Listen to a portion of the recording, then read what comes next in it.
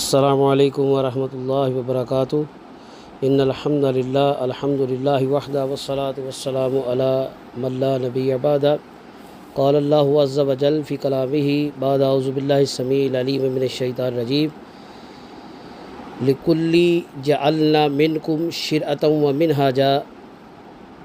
اللہ مالک العلام سورہ المائدہ کی آیت نمبر 48 میں فرماتے ہیں، ہم نے تم میں سے ہر ایک کے لیے ایک ضابطہ اور ایک طریقہ ٹھہرایا ہے۔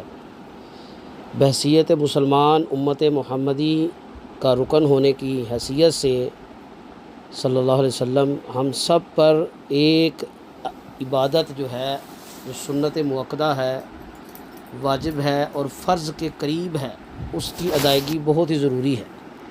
وہ عبادت قربانی ہے۔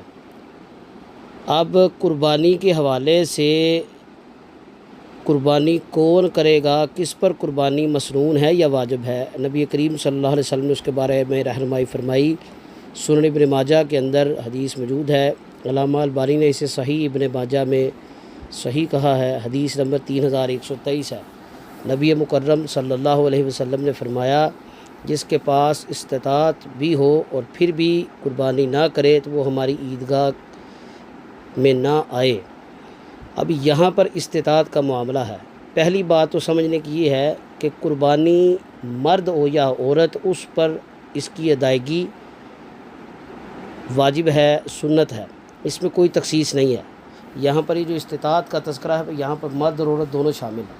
اگر کوئی عورت اکیلے رہتی ہے، اس کا خاوند نہیں ہے، لیکن اس کے پاس مالی وسائل ہیں، استطاعت ہے، اپنے بچوں کے ساتھ رہتی ہے یا والدین کے ساتھ رہتی ہے، یا اپنا نظام اس کا چلتا ہے، کوئی کاروبار کرتی ہے یا ملازمت کرتی ہے، اس کے پاس اپنی جو ضروریات ہیں ان کے علاوہ اضافی آمدن موجود ہے، تو اس پر قربانی لازم ہے۔ یہی حکم مرد کے لیے ہے۔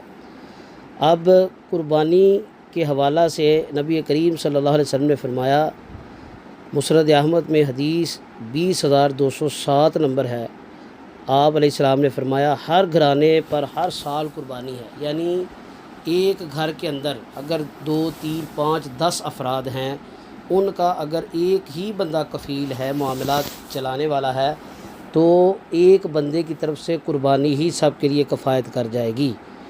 لیکن اگر ایک گھر میں زیادہ لوگ ہیں اور ہر بندہ اپنا علیحدہ کما رہا ہے، تو افضل عمل یہی ہے کہ وہ ہر بندہ جو صاحب استطاعت ہے، کیونکہ زکوٰۃ اپنی ہر بندہ علیحدہ دے رہا ہے، اپنی نظام معاملات چلا رہا ہے، تو اپنی قربانی بھی علیحدہ علیحدہ کرے۔ یہ قربانی کے حوالے سے نبی کریم صلی اللہ علیہ وسلم کی رہنمائی ہے، اور اس حکم میں کہ نبی کریم صلی اللہ علیہ وسلم نے جو وضاحت فرمائی ہے، اس میں مرد اور عورت دونوں شامل ہیں۔ جس کو بھی قربانی کے وسائل ہوں، اس کو چاہیے کہ وہ قربانی کرے۔ اب قربانی اگر بکرا کرے گا تو ایک بندے کی طرف سے ایک ہے، اور اس کے پورے گھر والوں کی طرف سے وہ کفایت کر جائے گی۔ دوسرے نمبر پر اگر کوئی بڑا جانور کرتا ہے تو گائے میں 7 یا اونٹ میں 10 بندے شامل ہو سکتے ہیں۔ اللہ تعالیٰ سے دعا ہے، اللہ تعالیٰ ہمیں عمل کی توفیق عطا فرمائے۔ وما علینا الا البلاغ۔